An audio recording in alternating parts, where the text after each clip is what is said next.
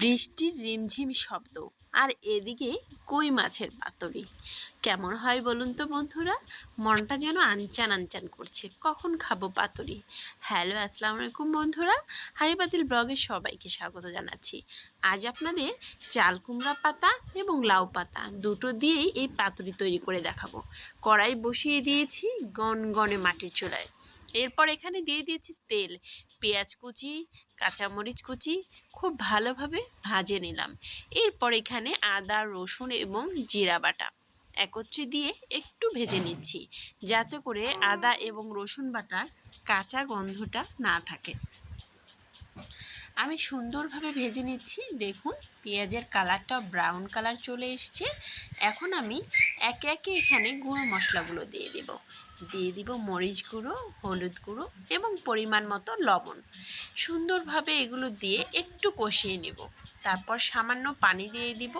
পানিতে যখন বলক চলে আসবে দিয়ে দিব কই মাছ।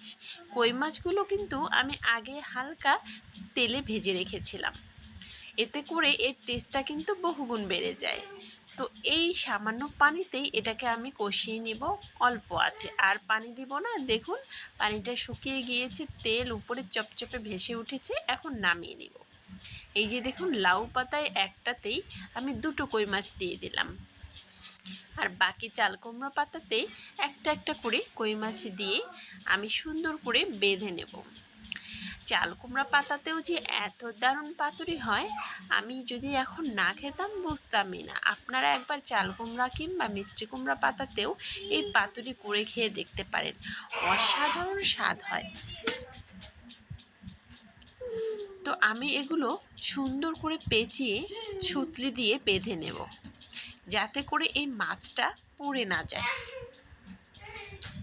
আপনারা এইভাবে সুতলি দিয়ে বেঁধে নেবেন সুন্দরভাবে মুড়িয়ে। এবং আমি এদিকে ভাত বসিয়ে দিয়েছি রাইস কুকারে। আপনারা কিন্তু এই ভাপাটা চুলাতেও করতে পারেন। তো আমি রাইস কুকারে ভাত বসিয়ে দিয়েছি। রাইস কুকারের যে ছাঁকনিটা তার উপরে এই পাতাগুলো বসিয়ে দেব। ভাতটা যখন পানি শুকিয়ে আসবে, অর্থাৎ পানিটা ভাতের গা মাখা মাখা হয়ে থাকবে, সেই পর্যায়ে এসে এই কই মাছের পাতুরিগুলো ছাঁকনির উপর দিয়ে দিতে হবে। এরপর ঢাকনা দিয়ে ঢেকে অপেক্ষা করব প্রায় 15 মিনিট। অর্থাৎ এই 15 মিনিটে ভাত হয়েও যাবে এবং এই পানিটা শুকিয়ে যাবে। এইদিকে দেখুন পাতুরিগুলোও সিদ্ধ হয়ে যাবে।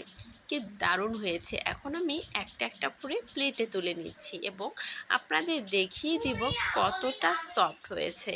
আপনারা বাসায় এভাবে একবার তৈরি করে দেখবেন। মাছ মাংস সব কিছু ফেলে শুধু এই পাতুরির সাথে যে পাতাটা আছে এটা দিয়েই কিন্তু ভাত খেয়ে উঠতে পারবেন। পাতাটা যে এত মজাদার হয়েছিল বলার মতো না। আমার তো মনে হচ্ছিল যে আরও বেশি করে কেন পাতা দিলাম না। মানে মাছটা খাওয়ার আগে পাতা দিয়ে মনে হয় 1 প্লেট ভাত খেয়ে উঠলাম।